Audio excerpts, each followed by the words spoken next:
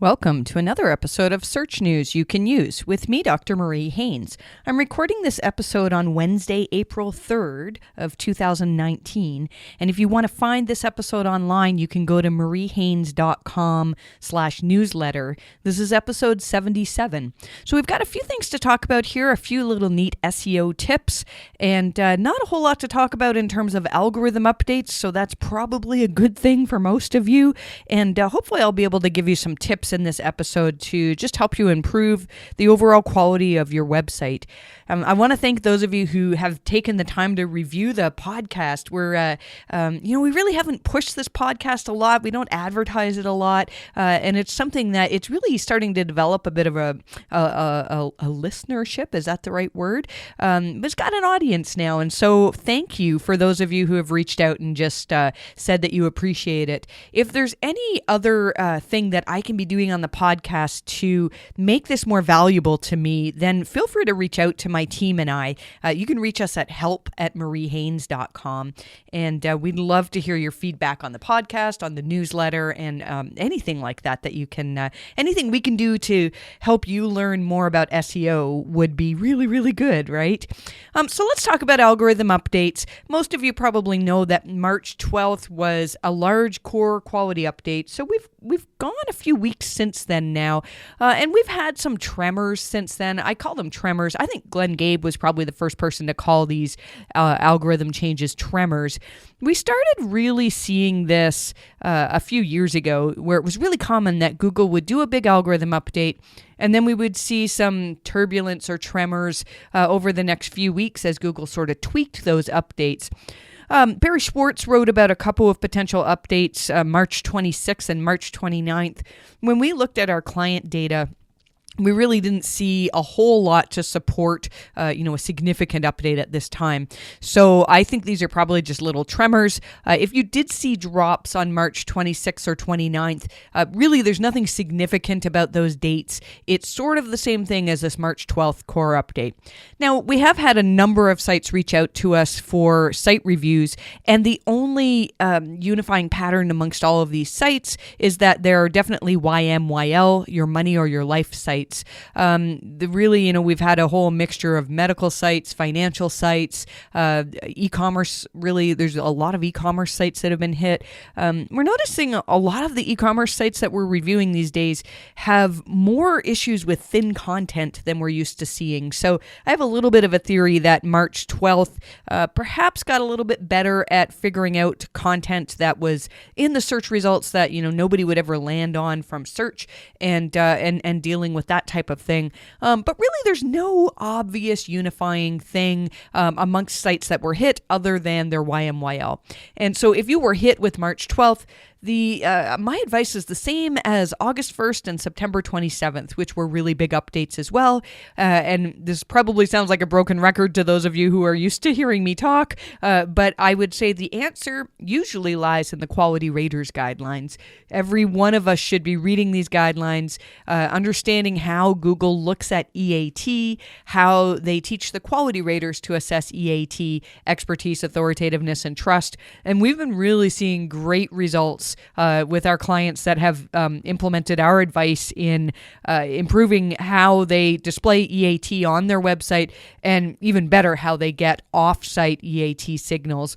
So I would really be looking at that. I think the days are gone now where you can take a no-name website and compete against the big players. Unless you can develop some authority yourself, it's going to be really hard to compete against those big websites. I'm not saying it's impossible, but really your main goal should be getting people to say amazing things about your business. To say, if you are this type of website, would people consistently say that when they land on your website, it's way better than any other option they have?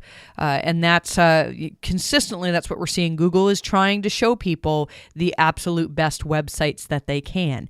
And I know some of you are saying, well, they're wrong because my website is better than all of my competitors.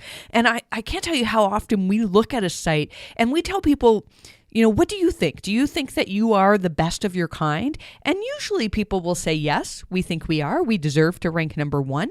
And then we look at the site and we say, really, especially e-commerce, people will see, well, there's a product page, there's a bit of a description, there's some images of the product, there's maybe one or two reviews, but everybody's got that same thing. So you need to find ways and user-generated content really is one of my favorite ways to do this. Get more reviews, get unique videos and images that nobody else has got.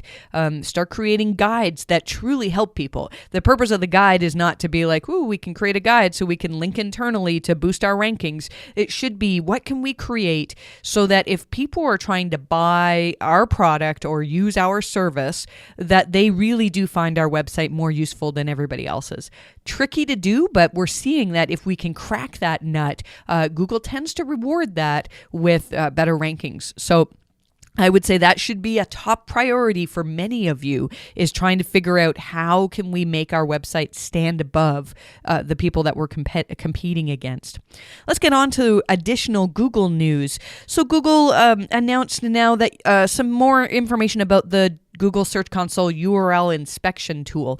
One of the things that came out recently was that Google retired the info command. Many of us are used to using this, where you could go in the Google search results and you could type info : and then a website or a page, and it would tell you interesting stuff about that page, and such as what the canonical is and things like that.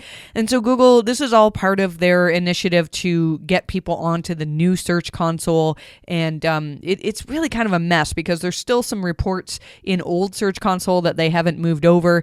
But the point that I'm trying to make here is that if you're trying to figure out what the canonical is for a URL, you can see this in the new Search Console in the URL inspection tool. And if you haven't played around with this tool, I really would recommend doing it. We get so much information from the index coverage report. I think that's probably one of the most useful parts of new Search Console. And it can be interesting. If you have URLs that you're just having a hard time getting indexed, start looking at those in the URL inspection report in Search Console, because you might find that, Google thinks this is a canonical of some other page. And I think what's new is that Google's showing you where the canonical is for a page that's not on your site. So, if you have information that you've duplicated maybe on LinkedIn and Twitter or something, and then you've also got it on your website, Google may apply a canonical to one of those other sites. So you can learn a lot by looking at this URL inspection report. Let's see what else we'll talk about here. There's a new Google My Business help community. And this is good. So, Google is trying to get better at answering people's business owners' questions on Google My Business. And so this help community, it's basically like the Webmaster Help Forums, as far as I can see. Looks like a really good place. We're going to start having our team sort of scour through the help questions in this community, because my philosophy in learning SEO has always been figure out what are the questions that people have and then find answers to those questions. So if tons of people in Google My Business are trying to figure out, how do I merge listings? How do I blah, blah, blah, blah? Well, that's something that we want to become good at. We want to be able to answer those types of questions. So we're going to be hanging out a little bit more in the Google My Business new help community. And those of you who have questions about small business, I get them all the time. And we'll answer the odd question by email, but we're finding now that we're getting a little bit more popular and getting a bit more brand awareness for Marie Haynes Consulting. We can't always answer individual questions, so we'll often refer people to, now we're going to refer people to Google My Business. But if you're a small business and or you do SEO for small businesses and you have questions, I've mentioned this before, but Joy Hawkins' forum, the local search forum, is really, really good. And if you have a question where you're like, look, I don't have the budget to pay for individual consulting, but I really need an answer to this question, then Joy will often answer questions for free on there because she knows that the help forum will help lots of other people. So the localsearchforum.com is a really great place. Joy didn't pay me to put that in the newsletter or anything. I just like to refer people to people who do really good work. So a good good shout out for Joy there. And again, if you're looking for help with small business stuff, then either Google My Business Help Forum or Joy's forum is fantastic. There's something new for, this is more for the developers who are listening to this, but the Chromium blog talked about debugging websites for Chrome in iOS. I don't know much about this. I just thought I'd mention it because I feel like there's somebody who's probably interested in this. But now you can apparently, right from Chrome, you can type in the browser bar Chrome://inspect, and you can get a lot of debugging information. So those of you who do development, that's something that you might be interested in. This next thing is something that we put in the newsletter, and I sort of glossed over it. And then when I was preparing my notes for podcast, I thought, I should probably look at this, and it's really cool. It's a new resource by Google, and you can get to it by going to Masterful Mobile with Google or .withgoogle.com. It's in the newsletter if you can't, if that didn't make sense. And what it is it just tells you a little bit of benchmarking information, and they have right now categories of retail, travel, and finance. And you can see that, 93% of retail pages tend to do this well, like maybe page speed is one of them. But there were other things in there that were kind of neat. It talked about, one was calls to action, and they have specific guidelines for if you're an e-commerce store. They want to see on product pages that you have a call to action that's high up on the page, easy for people to find, makes sense, and they actually give you examples of sites that are doing a really good job of this. So we're going to actually start incorporating some of this into our site quality reports because it's another place where Google says, look, here's what we consider high quality, here's what we think you should be doing in terms of helping users and in terms of creating a really easy to use website. And so I would encourage everybody to look at that. Again, it's masterfulmobile.withgoogle.com, and you'll be able to really get some good information from there. Most of you know this, but Google Plus is officially dead now. I'm still trying to figure out whether you can. There's a lot of platforms that used Google Plus for logins, and I don't know if those are dead now. Probably some of you can inform me on that. You can tweet at me if you know the answer to that. My Twitter is Marie_Haynes. This is a funny story. It's been a while since I told it, but the other Marie Haynes, who used to own MarieHaynes.com, was well, she still is, as far as I can see, an erotic romance novelist. That's not me. I bought the domain name. I was going to buy it from her. I was willing to pay a lot of money, and then she let it expire. And so, yeah, that was a few years ago. So if you look at the backlinks to MarieHaynes.com, there's some iffy ones in there. Anyways, she has the Marie Haynes Twitter handle. I have an _ in mine if you're trying to reach me. Let's see here. We're almost through. This is going to be a short episode, I think, this time. A little bit of a tip on the Robots.txt file.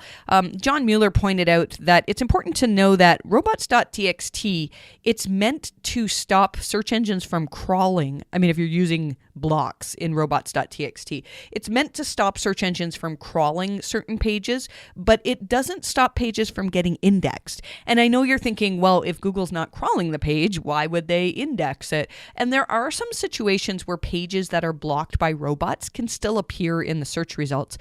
Some of those would be if somebody is linking to those pages, then Google will discover them.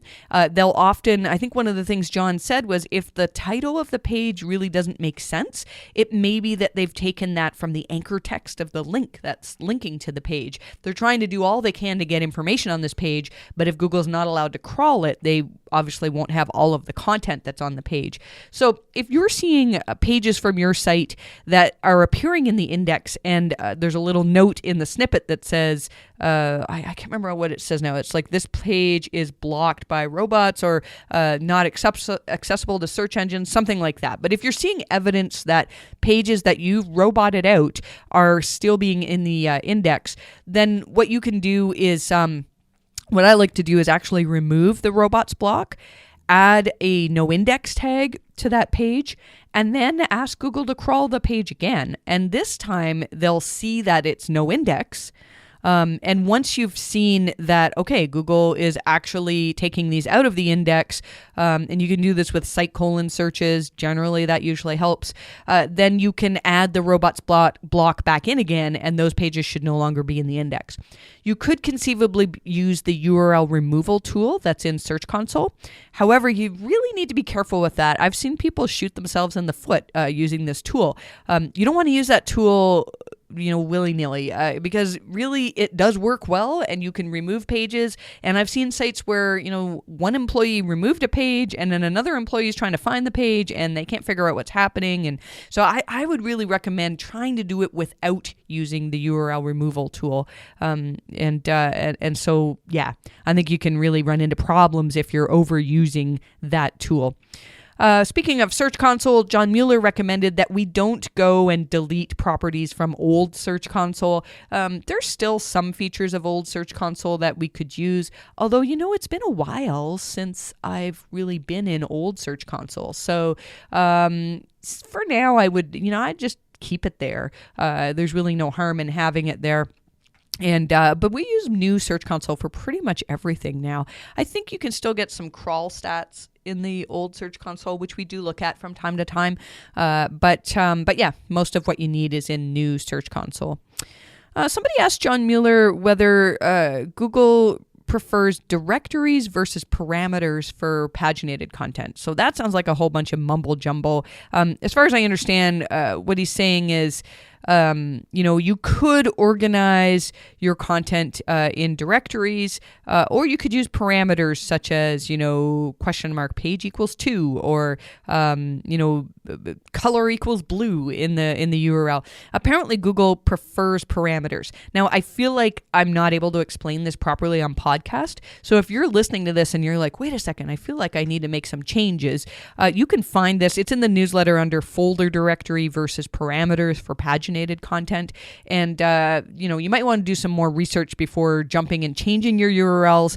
If you change URLs, you really need to know what you're doing, because if you don't redirect things properly to the new version of the URL, you can be in trouble for, things may not rank as well.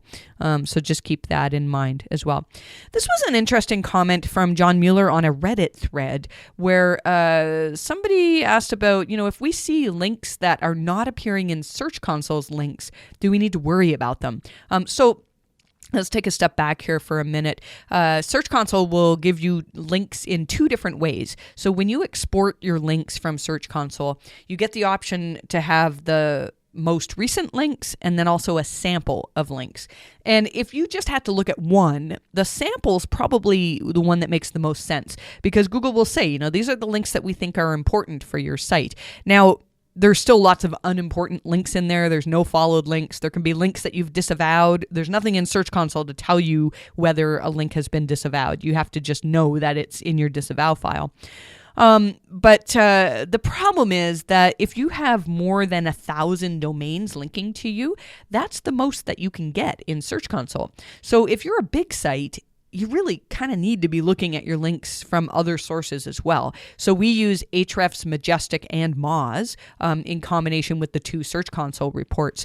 What I want to do, and the problem is I don't know if I'm going to have time to do this, is actually just do some tests. Every time we put together a link audit, use some VLOOKUPs and figure out, what kinds of links are we getting from Ahrefs, Majestic, and Moz that didn't appear in our Search Console reports. So stay tuned for that. It is something that's on my list that I really want to work on. It may be a couple months before I get that out, but I think that's, something interesting to know. Now, if it turns out that when we do this, like the links that Search Console are missing are ones that we wouldn't have disavowed or we wouldn't have paid attention to, then, we may go to just doing link audits based on Search Console data. That would cut down our time tremendously, but I think it's still important to look at every link that you can find pointing to a website. So we'll see if we can get you some more information on what's best here for those of you who do a lot of link-related work. Somebody asked John, if you have two versions of your site, if you have an M dot and a responsive version of your site, does Google prefer one over the other? I'm not going to belabor this point because I think it applies to very few people, but John said it's far better to have just one version and, a responsive is probably best. So, lots of sites still use M-dots. A lot of the big sites do. I'm pretty sure Amazon is M-dot for mobile. And M-dot works great. If I was starting a new site, I certainly wouldn't create an M-dot version for my mobile pages. I would want it to be responsive right from the start. But if you're M-dot, you don't necessarily need to go making a whole bunch of big changes. Let's see what else we've got here. Somebody asked, this came from John Mueller. Glenn Gabe tweeted this out, that it's important to know if you're redirecting a page, a low quality page, and you redirect that to a higher quality page, you don't need to worry that the previous low quality is going to impact the new page. This is something I remember when this came out, when we were talking about Panda hit sites, like back in 2012, maybe even 2011. And, people were wondering if I had a section of my site that was very thin and we think it was hit by Panda, or it was causing Panda to consider my site to be low quality, then if I redirect that to another page or another section on my site, am I potentially going to do damage to that new section? And in terms of content, you don't need to worry about that. Google will just assess whatever the new page is, and if that's higher quality, then you're gold. However, what John didn't say is that you need to be careful about the links. If you have a page that has had a bunch of unnatural links pointing to it, and then you redirect that to another page, you're passing all of those link signals to the new page. So you really don't want to do that. There are ways that you can redirect visitors without redirecting the page rank. It gets kind of complicated. I wrote an article on Search Engine Watch probably 4 or 5 years ago on this. And one of the ways to do it is to have an intermediary page that you redirect things to, page B, and page B is blocked by robots from crawling. And then you redirect from page B onto the final destination. That will get visitors through the redirect, but it won't pass PageRank. So, that's kind of complicated to explain on podcast, but if you're looking for that, again, I wrote something on Search Engine Watch a few years ago that really should help you to figure that out. And one other thing from John Mueller here is, and again, this was tweeted by Glenn Gabe. Thanks, Glenn, for all the great work that you do in helping us stay up to date on what Google is doing. I put this in because we've had this discussion so many times over the years about thin content. And some people will give examples. I mean, we have examples of sites where we've trimmed up massive amounts of thin content, and then the site has made great improvements with a subsequent quality update.